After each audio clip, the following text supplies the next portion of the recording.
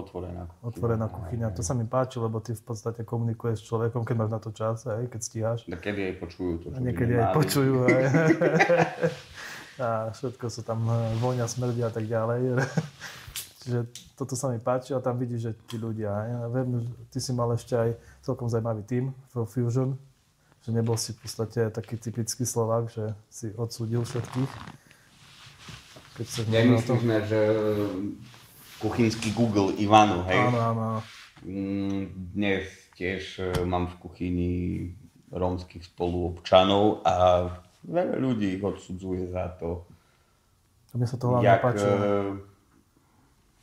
Že sú dajakí iní, samozrejme sú iní.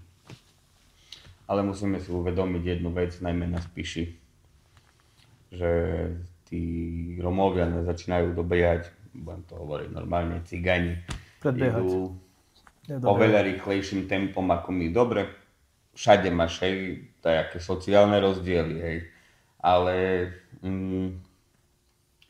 ten cigan bude k tebe férovejší ako biely, lebo sa chce asimilovať, alebo respektíve dostať do tej spoločnosti, byť vážený, čiže on pre teba spraví všetko, keď budeš o ňom pekne rozprávať, tak sa bude na rukách nosiť. To je jedna taká vec, že sú vďačnejší. Ďalšia vec je to, keď im dáš príležitosť pracovať, tak vedia robiť aj zázraky.